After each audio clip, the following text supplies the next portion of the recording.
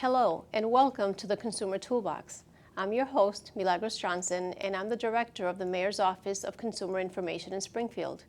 We are a local consumer program funded by and working in cooperation with the Massachusetts Attorney General's Office. We serve consumers of Hampden County and parts of Worcester County. Our program's mission is to provide you, the consumer, with necessary tools to make informed decisions. We strive to educate you on your consumer rights and prevent you from becoming a victim of a scam or fraud. Each month, we bring to you a local special guest who will share his or her expertise and further enrich you with consumer knowledge.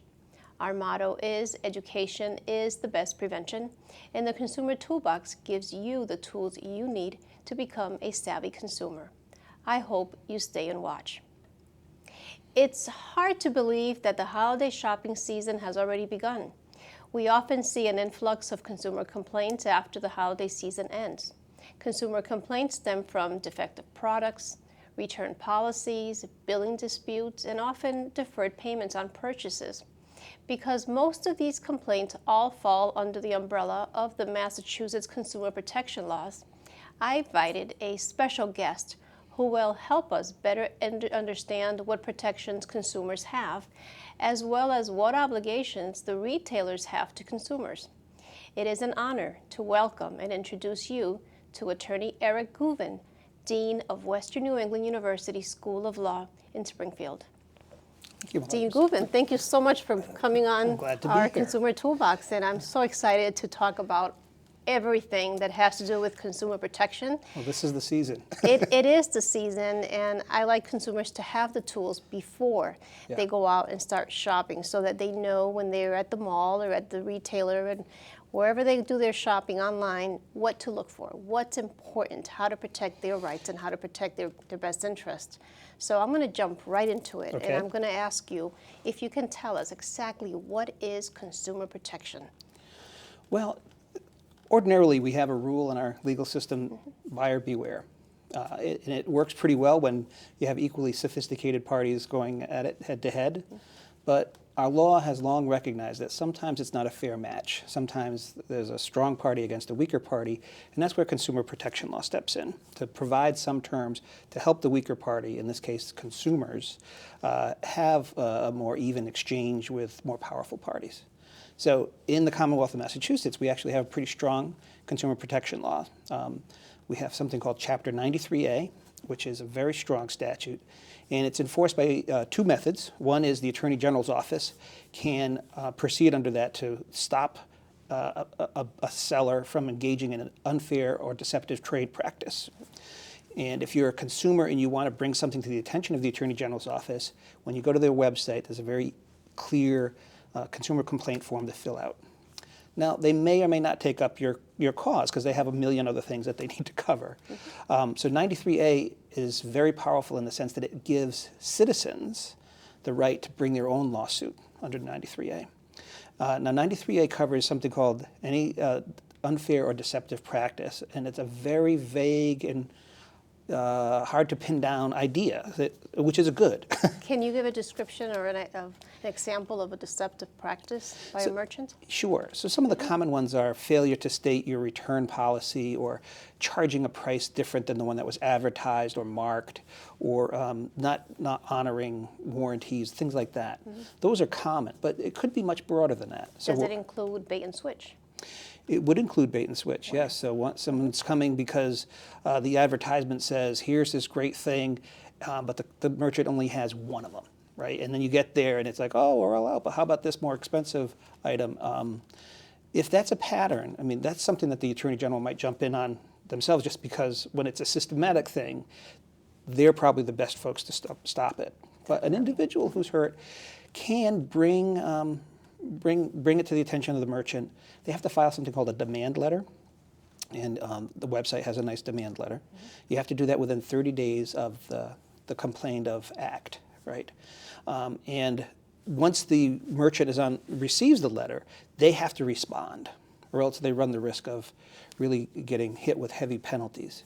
So the nice thing about the statute, if you end up in court, you could get, certainly you can get made whole, right, given compensatory damages. So for whatever you were harmed, you can get. But in addition, you can get 2 or 3 times what you were harmed. That's called treble damages? Yeah, double or treble damages in order to really send a message to the merchant that, hey, you have to take this seriously. So it's sort of an additional incentive for the merchant to pay attention to the customer. Because often these are small matters, right? I mean, it's not going to be millions of dollars, but to the consumer, it's going to be a significant matter. And then the really wonderful thing, because I'm a lawyer, That's why I have you on the show today. is in certain circumstances, if there was an intentional violation of the statute, for instance, if the consumer wins, the merchant has to pay the attorney fees for the lawyer. Because it's nice to have rights, but it's often expensive to vindicate those rights. And I know lawyers are valuable members of society, but they have to pay the bills too. So. And again, consumers can find a sample 93A violation letter on the Attorney General's website, and that will appear on the screen for consumers to look at if they're interested in pursuing an issue that they have with a merchant. And you don't need to have a lawyer. You could go through small claims court on your own. Right, the People's Court, as we call it. Because consumers always ask, do I need a lawyer if I'm going to small claims court? And we say, well, it is the People's Court, and that's the reason why it's called the People's Court, because you don't need an attorney, although, if you want to have one, obviously you can. So I have a question in regard to the Consumer Protection Act. If the business, it's outside of Massachusetts, but the consumer lives here, does that apply? Well, I think that's a good question. If there are sufficient contacts to the Commonwealth, yes, the law should apply. Okay. Yeah. Good. If there are sufficient contacts. And the business responsibility when they receive a 93A letter is? To respond in good faith. And there's time limits, and if they don't, then they can really be on the receiving end of significant penalties. And I understand consumers should send the letter certified mail? Just as a matter of making sure that you have a strong record. If the case progresses where you're in court, you want to show that you complied with all the requirements of the statute. So having the certified letter, return receipt requested, is evidence that the consumer did what they were supposed to do under the statute. So that's great. So again, consumers have a right to send out or mail out to the merchant a 93A letter. Right. And that letter, again, is available on the Attorney General's website. And it's a pretty powerful statute. There's also, like your office runs a program for mediation. Yes, and sometimes that's the best course. Personally, I think most reputable merchants are going to want to resolve this informally anyway, just as a matter of good business. But if you get in a situation where that's not working, after trying to be reasonable with the merchant in the first place, it's nice to know you have these in your back pocket. Right. And I believe that's what the Attorney General's office encourages consumers to do, and we do too, is to first contact a mediator, contact your local consumer program, whether it's our office or whatever one falls within your jurisdiction, and see if they can provide you with some services and hopefully resolve it, or maybe even face-to-face mediation. There are programs through the Attorney General's office that offers that to consumers as well. Last case scenario is they can't resolve it on their own through mediation or independently on their own, then they can pursue it through a 93 letter. So thank you so much for providing the information that well, it's an important law that a lot of people don't understand or know of. And it is, and I understand what it is, but unfortunately I can't explain it the way you did it because you're a lawyer and I'm not. So thank you so much for giving the consumers those important tools. So let's move on, and you mentioned a little bit about a merchant not disclosing their policy. What exactly is a consumer to do? Let's say they go to the store and they buy a toaster. I'll use a toaster as an example. They take it home and it toasts fine for a week, but on the second week, it's not toasting. And the consumer unplugs it, puts it back in the box, and goes back to the store, and the merchant says, I'm sorry, I can't take it back. What is the consumer to do if the product is deemed defective? Well, in these situations, the classic scenario is the consumer has the right to refund, repair, or replacement. That's sort of what we assume will happen if the world is working properly. But it's more complicated than that. First, you have to appreciate that merchants do have a legitimate reason to be wary of people bringing back goods. Because I don't think this is the typical situation, but it does happen often enough where there are bad consumers too, who are trying to perpetrate a fraud on the company. So someone might buy a nice dress or suit with the intention that they're only going to wear it this weekend and then return it on Monday. That's called wardrobing. That's really a cost to the merchant. Or maybe they've stolen the goods and they're going to return it and they want to get cash credit. Or maybe there's someone in the business who's not trustworthy, who's been, the list goes on. Mm-hmm. What I'm saying is merchants have legitimate reason for specifying what they want in terms of their policy for returns. And whatever it is, they have to let the consumer know. So they have to post their return policy in a clear and conspicuous way so that when you purchase, you understand what the terms are for returning it. Before you make the purchase. Before you make the purchase, it has to be stated in a clear and conspicuous way so that, for instance, if you were just to have that statement on the receipt, on the sales receipt, that's not clear and conspicuous because it's sort of after the fact. So a merchant would have to do that up front. So that being said, if the merchant doesn't post a policy, then you can bring it back in a reasonable time and they have to be repaired, replaced, or refunded. And then there's a second layer of law that comes in here, which is a little more complicated, but it's worth looking at. Okay. There's a very complicated statute called the Uniform Commercial Code, and it governs all sales of goods. And you may know when you go to a store, you sometimes get a warranty on a product that they say, this is good for workmanship for 90 days, or they make an express statement to the buyer about what they're willing to stand behind. The cool thing about the Uniform Commercial Code is that it includes automatically in every sale implied warranties. So it is an implied warranty of merchantability and there's an implied warranty of fitness for a particular purpose. Two slightly different things. The merchantability is, in Massachusetts, the merchant can't disclaim this warranty. They have to honor it. The merchantability warranty says, this product that I'm selling you, this toaster, is a good toaster and will work the way you expect a toaster to work for the amount of time you expect a toaster to work. So a week probably is not enough, right? Mm-hmm. In Massachusetts, the merchants can't disclaim these warranties. A defective product can be returned to the merchant even with a contrary return policy. The warranty for a particular purpose is a little trickier. So for instance, if you go to a merchant and as part of your shopping, you explain to them, I need, say, a bicycle that can handle really rugged mountain terrain. I need a mountain bike because I'm a serious extreme bike rider and I'm going to go up to Mount Katahdin in Maine. And they sell you some little lousy cheap bike that breaks the first time it hits a rock. Well, you can bring it back. Even though that was a perfectly good bike, say, for riding around the park, it's not a perfectly good bike for the purpose that you asked, which is extreme biking. So those two things are in the background. Most consumers don't know about those. And sometimes a merchant will try to convince you that you have to abide by the policy on the wall. But for a defective product, those policies don't apply. You can bring it back. As you were describing the case of the bicycle, I'm thinking of a mattress, because we get a lot of those complaints where the consumer goes to a store and says, you know, these are my health problems. I need a firm, solid, firm mattress because I have a bad back. And the consumer tries it for a week, and now their back problem flares up, and they go back to the store. Mm-hmm. And the store refuses to take it back. So we get a lot of those complaints as well. So it's one thing to know that such a right exists. Mm-hmm. It's another thing to prove it, right?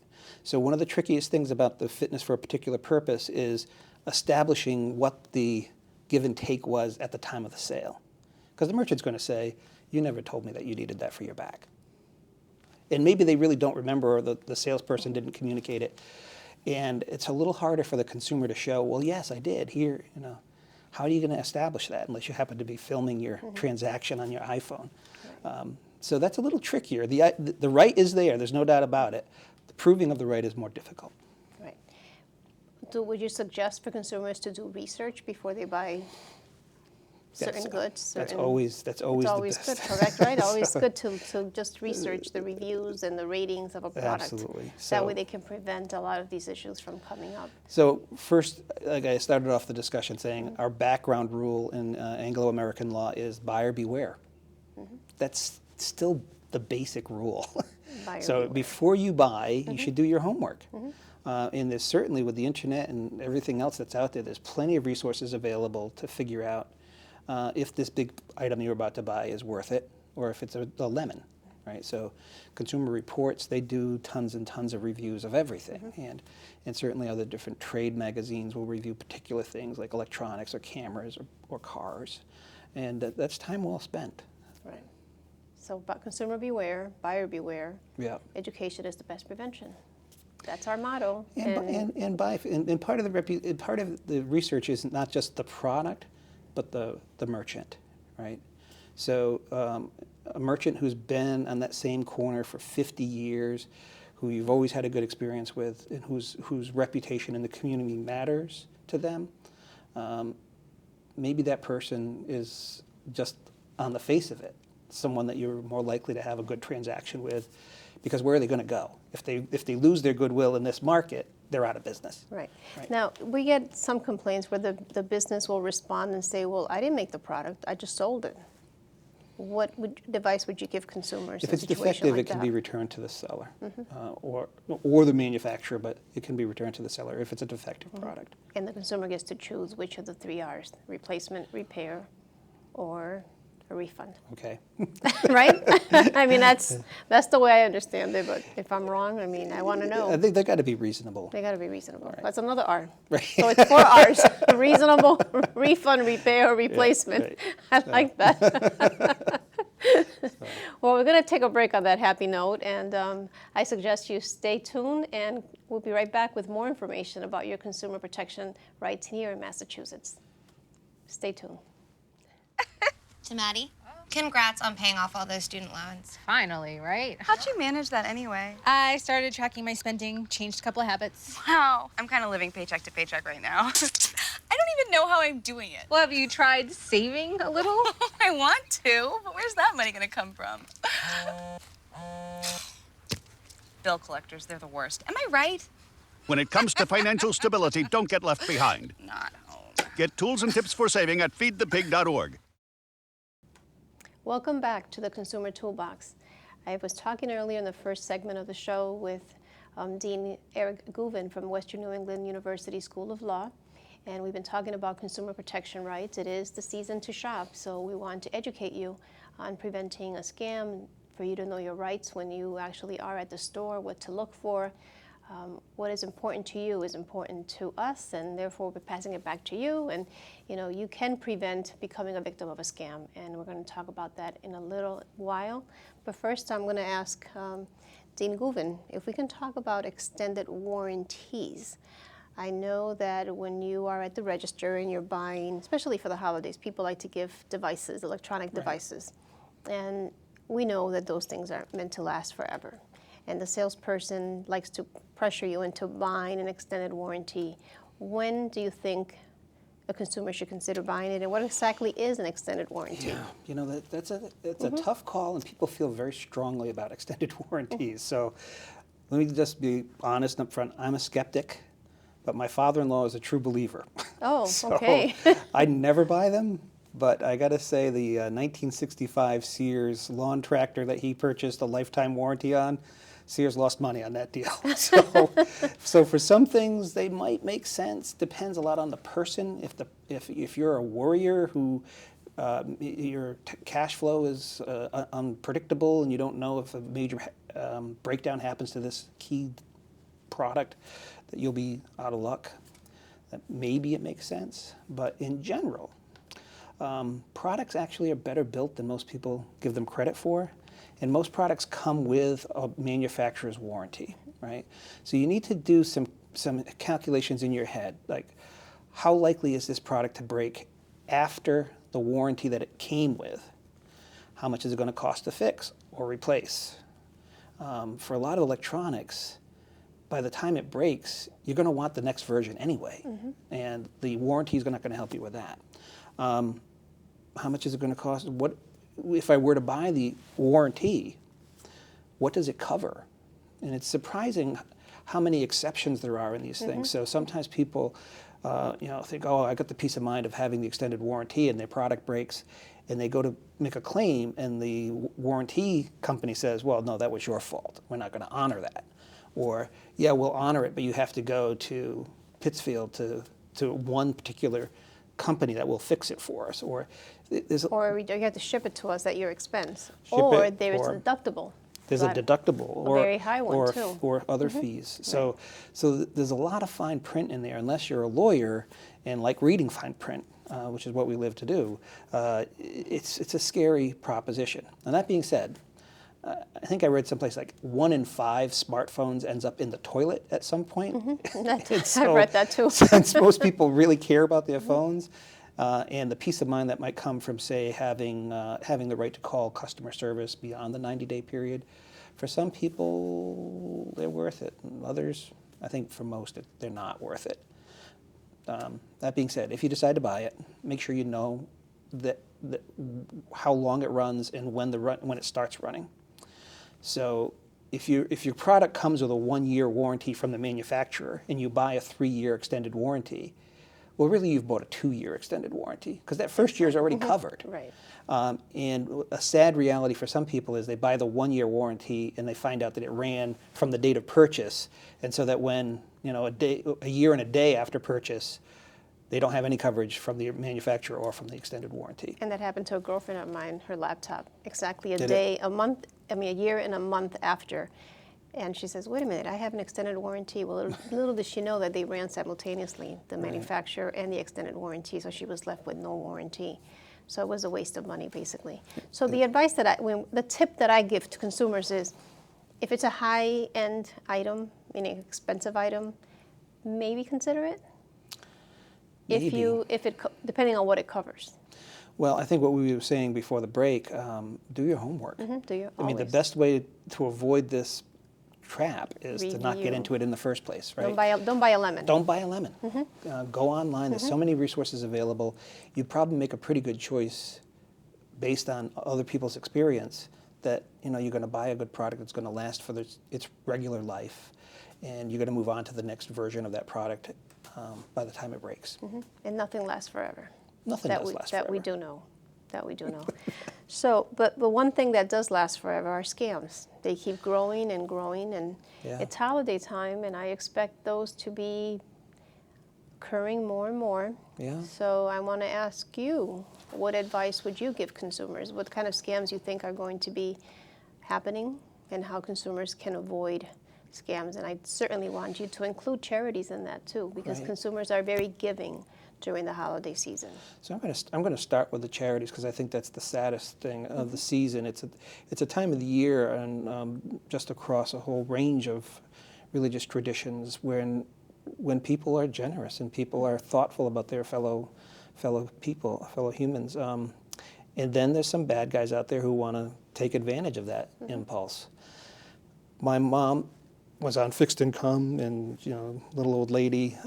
She was also a very, very generous person. She could not afford to give all the little $20 checks that she wrote, but a lot of those shady charities go for the small check because they know it's never going to be worth anyone's while to fight it. That's a good point. Or to make a fuss about it. That's a very good point. And so they take advantage sometimes by having names that are very similar to well-established charities. So I don't want to use specific examples, but you could imagine a charity that's very well-established, like Easter Seals.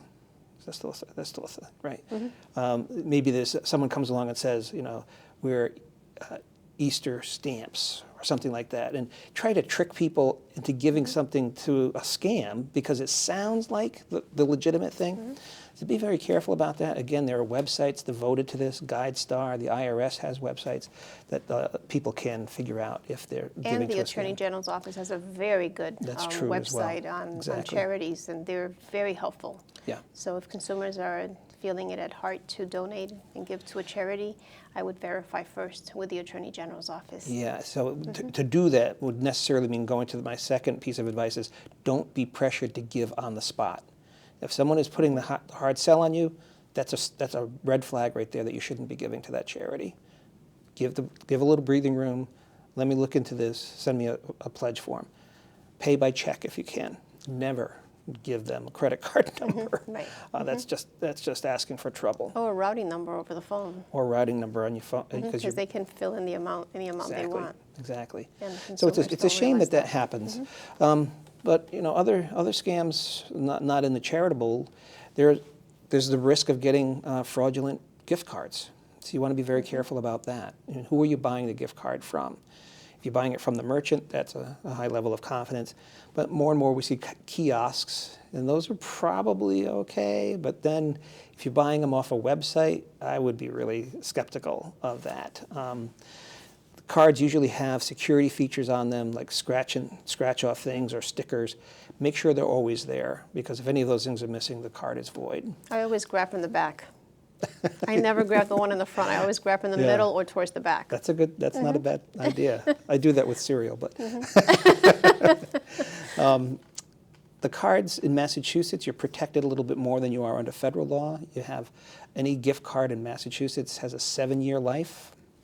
It has to have a date when it was issued. If there's no issuance date, it goes on forever. You can't be charged an inactivity fee in Massachusetts, because one of the problems that used to exist were if a card lay dormant for a few years, it would be basically exhausted by the issuer charging fees. So those are all good things, but use the card. I mean, merchants love for you to buy these cards because a lot of people don't cash them in. Exactly. And it's basically a free loan to the company. And so you get a card, try to put it in a place where you're going to be reminded to use it And use it for right too away, long. especially if it's a small mom and pop business. You never know if they're fly by night and could be gone the next day. Yeah, so even if it's not a scam, even if they're a legitimate company and they get into financial trouble, and that happens, that gift card isn't going to be worth it very much. I mean, theoretically it's worth something. Realistically, it's not worth anything. So using it while the company's still solvent and you know where they are is always good advice. That's great. So any other advice you want to end this interview with? Well, I think You've been very, helpful and gave a lot of good information. You've even empowered me with new knowledge, so this is great. I have more to add to my toolbox now.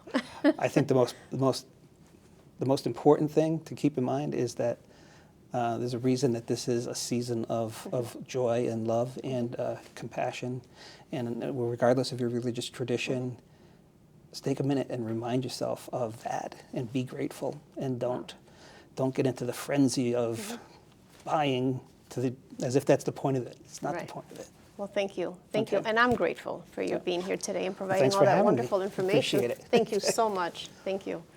Well, I hope you found today's program informative and empowering. I certainly did. If you like what you heard and want to stay informed, I encourage you to follow us on Twitter at Springfield LCP. You can also find many resources and information on our website, springfieldcityhall.com. But most importantly, you may reach us live at 413-787-6437 if you wish to ask a question or speak directly to a mediator. Thank you for watching the Consumer Toolbox. I hope you have a very happy and safe holiday, and I'll see you again next year.